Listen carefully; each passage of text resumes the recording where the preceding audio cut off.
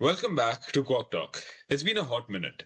Today we're talking about something so common that it almost disappears into the background. Oscillations. Systems that don't just move, they swing, they overshoot, they reverse, and they repeat. Yeah, pendulums swing, springs bounce, circuits ring, atoms vibrate, populations rise and fall, your markets boom and crash. The strange part isn't that these oscillations happen, it's that they're everywhere. Why does reality so often approach balance by just crossing it? Right. And I like the fact I like your poetic stance on when you said pendulum swings, swings bounce, and circuits ring. That Thank was you. nice. Thank you. And like when you were saying that also, I realized that my head is oscillating when I'm saying yes. So it's everywhere, Wow. oscillations everywhere, you know. It's like, Interesting observation. yeah, oscillations are everywhere. So coming back to the topic, not to diverge too much, but why doesn't the universe just move towards equilibrium and just stop? Why is there this back and forth? Why is stability so often dynamic and not static? Yeah, you make a good point. So, to understand that, I thought we shall start a little simple, right? Okay. Imagine a mass on a spring. If you pull it to one side and then release it, the spring pulls it back towards the center of its oscillation. That part makes sense, right? It's obvious to us. And it's because there's a restoring force that's pointing towards the center of motion or the equilibrium point, as we say. Yeah, and the thing is, when it gets to the equilibrium, it doesn't stop there, right? It doesn't freeze there. Yeah. It has velocity, it has inertia. It keeps going. Now it's displaced to the other side, and then the spring pulls it back again. And that overshoot is the entire story of why it oscillates. Exactly. And we have two ingredients that contribute to this recipe. One is the restoring force, and that depends on position, right? Yeah. And of course, we also have inertia, like you said, the resistance to changes in motion. We have read that, I think, in fifth, sixth, seventh, I don't know which grade, but it's almost basic knowledge at this point, like Newton's first law of motion. Yeah. So Yeah. the restoring force basically says come back, and then inertia is like, okay, but I'm not stopping instantly. And you put both of those two together, and somehow you get oscillation. Quite interesting. Now, yeah, that is interesting. But now, if you think about it, if you remove inertia, then the system would just glide to the center and settle down. Yeah. And if you remove the restoring force, then it would just drift away. Oscillation only happens when both inertia and the restoring force are present, if it wasn't already apparent. But yeah, this is the case. Like something that stays in that's at rest will stay at rest until like an external force acts on it. It's like Yeah. obvious, but it is what it is. Like it is a law that both of these are required. It's not magic, it's just structural. Yeah, and even structurally, this shows up in mathematics. The equation that is governing that the spring is basically second order. That just means acceleration of the body, like the mass. That acceleration depends on the position of the mass. That is the signature part of all of this. Whenever acceleration is proportional to displacement in the opposite direction, you're basically in oscillation territory. And that's something that we call simple harmonic motion. Yeah, and let's now compare that to something more like real world, like a cup of hot coffee that's cooling down. There's no oscillation. It just approaches room temperature smoothly. It's just like a one-way road. It does not go either way. It's just Yeah. going one way down in temperature and it's just cooling down. That's it, right? Yeah. Because there's no inertia in temperature, right? The rate of change of the temperature only depends on, uh, the rate of change depends on the difference from the equilibrium. Here, the equilibrium is at the very end, and this is a first order system. It relaxes. It doesn't necessarily swing. So we already have a clean distinction, right? First Yeah. order systems dissipate towards equilibrium, and the second order systems orbit around it. Yes. They go to like between equilibrium and away from equilibrium constantly. Yeah. Yeah. And underneath all of this, there is only one operating mechanism, which is energy. Oscillation is just energy changing from forms, right? In the Yeah. spring, at its maximum point or maximum displacement or whatever you want to call it, energy is stored as potential energy. But Right. when it comes to the equilibrium point, that energy somehow changes into kinetic energy, right? Then it Yeah. flips back again when it goes to the other displacement point. So this is just energy changing forms from one form to the other, Yeah, it's simply potential to kinetic, kinetic to potential over and over and over and again. back and forth. And Yes. exactly, it's just a back and forth. As long as there's no friction, that exchange continues indefinitely because there's no loss of energy, and that's because of the law of conservation of energy. Because Yeah. energy can neither be created nor destroyed, it just Yeah. changes from one form to another.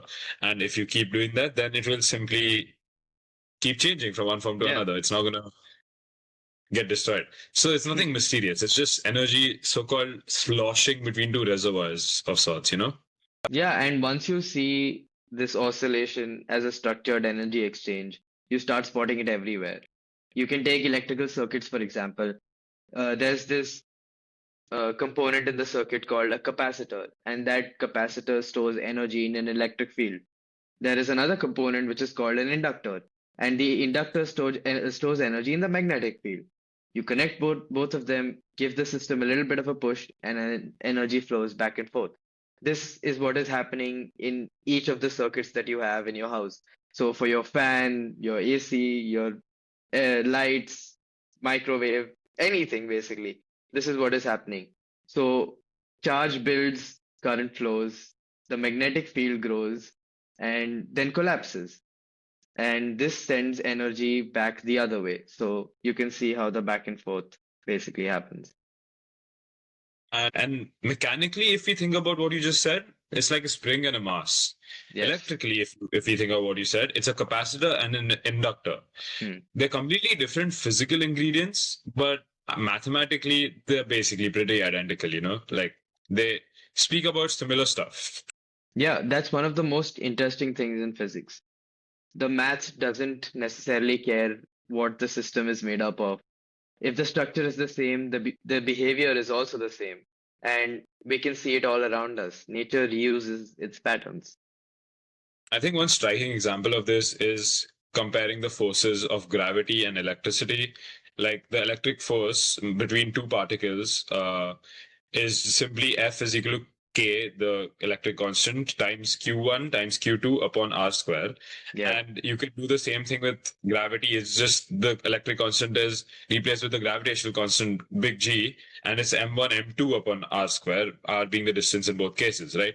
So you can see yeah, the so-called symmetry in these also the patterns, as you said, right? Nature yeah, reuses patterns, and you also said if the structure is the same, the behavior is the same. And in this case, we can see that the structure and the behavior both are the same, and the pattern thus is also very similar. And we really get essentially a very beautifully symmetrical equation for both of them.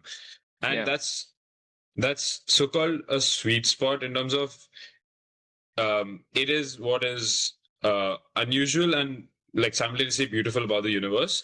But of course, in real systems, uh, as we know, like as we spoke about earlier, there is loss of energy. That's conversion of it from something that's useful, like the kinetic or potential, to something that's undesirable, like heat or sound, right?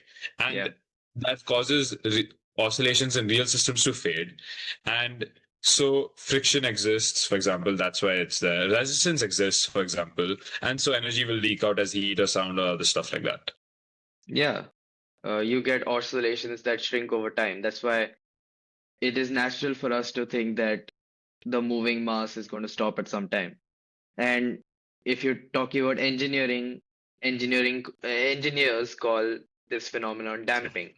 If there is too little damping, then structures can resonate catastrophically. If there is too much damping, then systems respond a little bit sluggishly, which is the case in um, Exactly. our oscillating mass. Yeah. Yeah. And then what you get is a sweet spot. It's called critical damping. And then there's critical frequency, which is higher amplitude and keeps the higher amplitude up. These are two terms that people might confuse, and we need to know that they're really different in terms of critical damping is an instant stoppage. And Yeah. Critical frequency is a larger amplitude that resonates.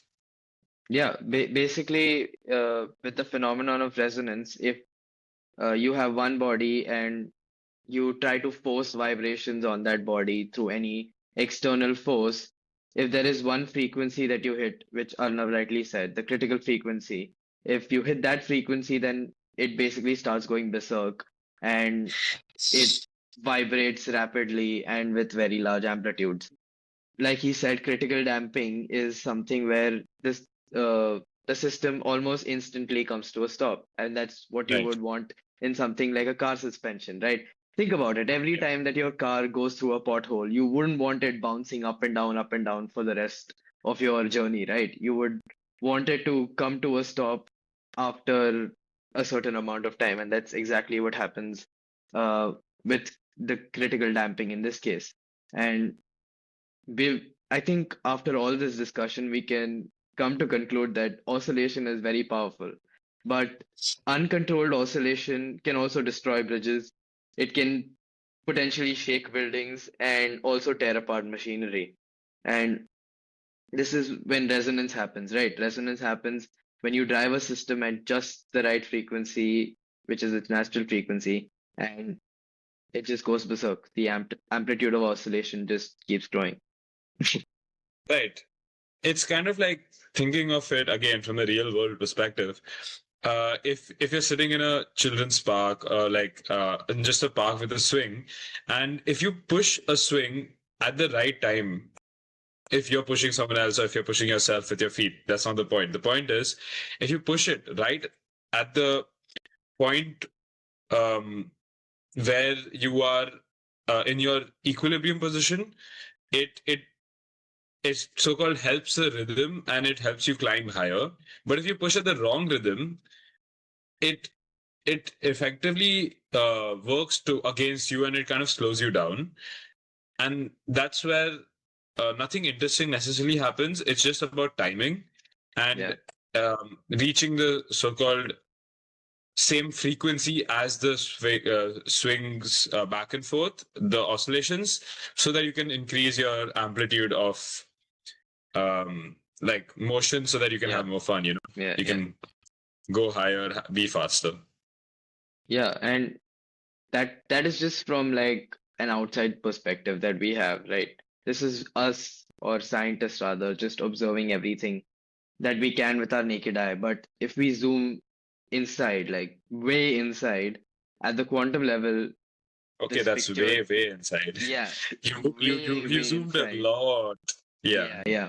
This picture gets even stranger. In quantum field theory, particles aren't like tiny solid beads like we thought they were. They are excitations, vibrational nodes of the underlying fields that exist in our world. So are you telling me that an electron isn't just, as you said, a tiny solid bead? It's not just Yeah, a thing that's sitting there. You're saying it's this is like blowing my mind that it's something, it's not a physical like sphere of sorts, right? It's not a small sphere. It's actually a yeah, stable oscillation in the electron field. It's a so-called quantized vibration, and quantized is because of the energy that it has. It's yeah, I think it's in multiples of the value of E, which is 1.6 into 10 to the negative 19 coulombs, right? Um, is what the multiples of E, the fundamental constant, are. yeah. It And this is not confusing with E, the mathematical E, which is I think 2.71, but and so on. It's irrational, I'm pretty sure. yeah, But like the E as in the 1.6 something something into 10 to the negative 19 coulombs of of like electric charge, right? That the electron has. yeah. You're not far off. It's a combination of that and some other constants as well as pi, and that gives you like discrete energy levels. So the electron cannot have a range of Of energies. energies. Rather, Yeah. it has a set of discrete or rather fixed energies that you have. So it can either Or be, states. yeah, states. So it can either be in one energy at one energy level or the other, nothing in between. So Right, right. basically, coming back, because it has quantized energy, this means that oscillation isn't just a behavior inside our universe. It may be a part of what the universe is fundamentally made up of. If the electron can jump back and forth between energies and it is synchronous, then if that is the building block of this universe, then I'm pretty sure our whole universe is oscillating to some extent. And that also means that fields can also vibrate, right? That's conceptually unsettling in a productive way, I would say. See, because at the deepest level we currently understand, reality looks less like a collection of objects and more like a collection of oscillatory modes. So, what you're saying is surprisingly true. Like everything is Yeah, oscillating, the universe is oscillating, and yeah, everything in the universe, in the fields that they are contained in, whether it's the so called electron field or any other field, they are oscillating, right? yeah, yeah. And this doesn't just stop at physics. It extends to various other fields and probably some that we can't even wrap our heads around that, yeah, this exists. So if you consider like predator-prey dynamics, uh, just any random animal, predator and prey. When the prey populations rise, the predators have more food, so their population as well grows. As the predators increase, prey declines, and then the predators decline because the food is scarce. And then this cycle keeps repeating. So it's just like a sinusoidal wave that you keep seeing the whole time. Yeah, Yeah, like it keeps going back and forth, right? yeah, It's kind of like a feedback loop, but with a delay. The growth triggers counter growth, but not instantly. yeah, The delay causes overshoot. The same structural ingredients are there. And it's again the same mathematical model, the same structure. yeah, yeah. It's again the symmetry of math and the so-called beauty of math that people love. And the same ingredients are there, like structurally speaking, like the restoring effects, the inertia like delays, and the energy or the resource exchange that occurs in this dynamic, you know? Yeah, yeah. And interestingly, there's a very hot topic which behaves very similarly. So Quantitative financial finance. financial markets, your stock markets, or even the commodities market, or whatever, anything that can be traded, basically, they show similar behavior. There's an equilibrium price where supply and demand can balance, but markets rarely sit exactly there. They keep oscillating. Right. Optimism pushes prices up. Rising prices attract even more buyers, and that extra demand pushes prices up even further. Momentum builds up upon itself, you know. Even Hmm. when fundamentals justify a certain valuation, the market doesn't gently stop there. It has velocity, you know, it has narrative, it has leverage. And then sometimes that's why it overshoots. And that leads to a lot of disappointment across the world for some, like for some people, and a lot of earnings for other people. Yeah. Like if something shifts because of that overshoot, some people uh like are happy, some people are disappointed. The credit is tightened, the confidence is difficult to have, and selling begins. And then falling prices trigger more selling because more people want to get out of the holding that stock or that bond or whatever. Yeah, yeah. And again, just like on the way up, like how momentum was building, velocity was building, that move doesn't halt neatly at fair value. It again overshoots downward. And again, the same thing happens uh, other way around. It goes up and down, up and down, up and down, just like the cycle of the prey and the predator. Yeah, yeah. And I think we've come to know by now that there's no literal spring in our stock exchanges, but structurally the pieces are right there. The fundamentals act as a restoring force and they define roughly where the equilibrium sits. And then investor psychology and momentum act like trading inertia, right? They can carry motion beyond that equilibrium sometimes. And friction also shows up as maybe transaction costs, regulation, liquidity constraints, and capital requirements. Basically, these are all very heavy terms. What you need to know is that the price will never be constant. It is always moving either up or down. And even when the overall trend seems to be, say, upward or downward, the back and forth of the price with a linear trend line will always be seen. So that sinusoidal or oscillatory behavior is always going to be seen no matter if the price is going up, down, or even if it's oscillating at a constant level. Yeah.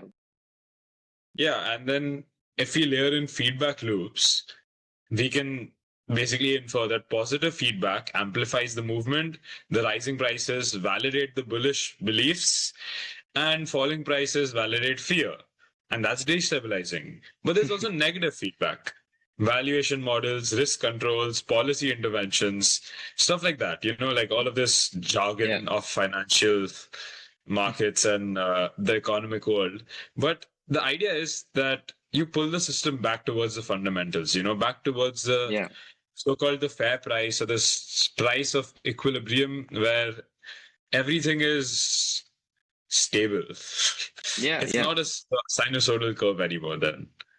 Yeah. The key complication over here is delay. So, as we all know, information spreads very fast, but it doesn't propagate instantly, right? Unless it's Decisions gossip.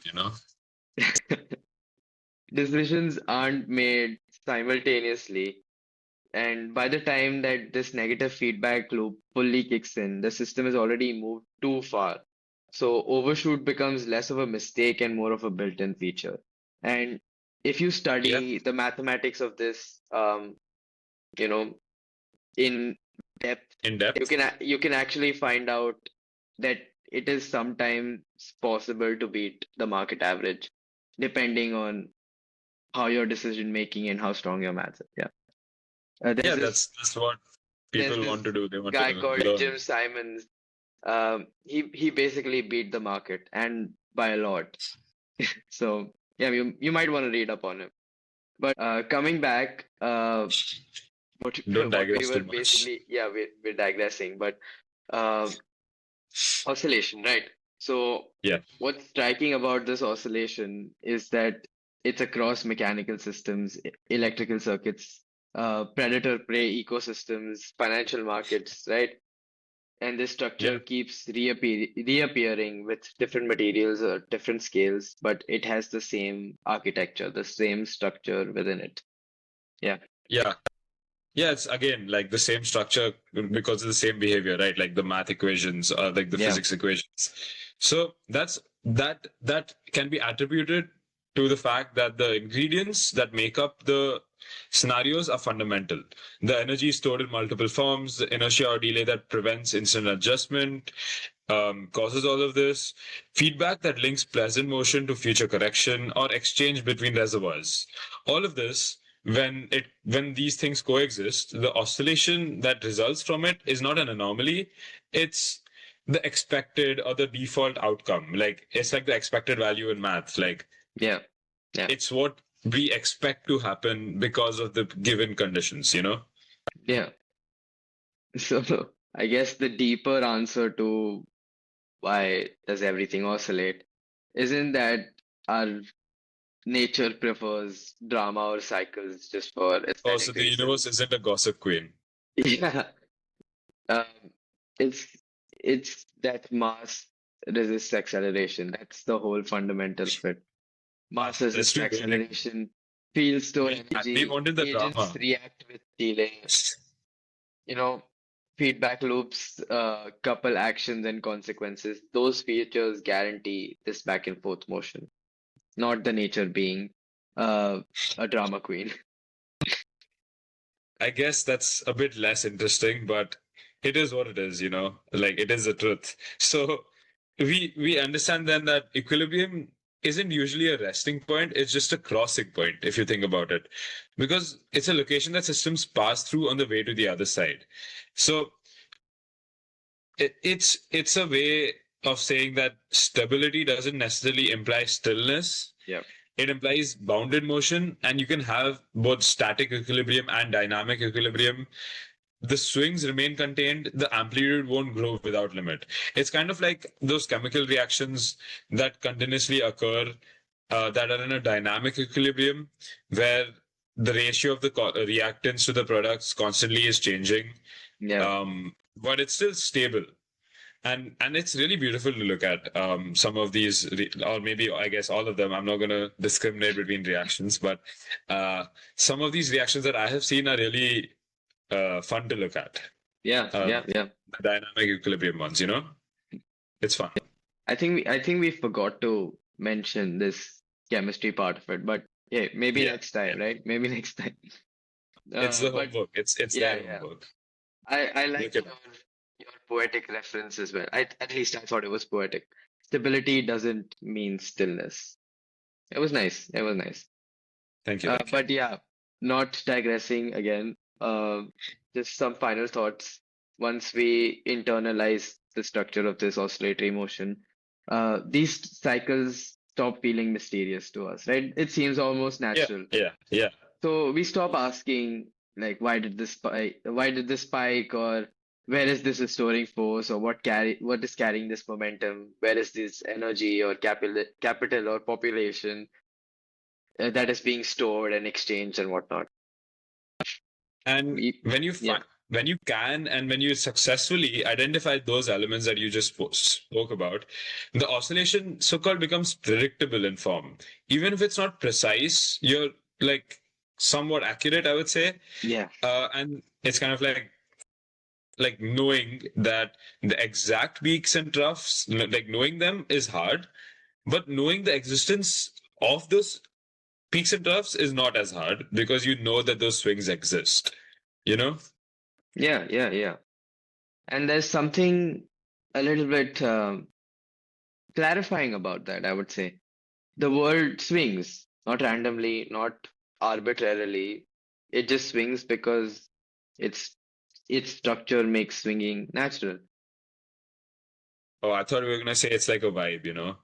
It's just a vibe. But I okay, mean, fine. The structure repeats. It's fine. yeah, I guess you can say it's kind of the vibe of our universe. Not it's not a bad thing to say. Yeah, so I think that's a good place to stop with the last Yeah, statement being the it's a vibe. oscillation is the universe's vibe. It's a vibe. It's a vibe. Yeah. It's a vibe. All right.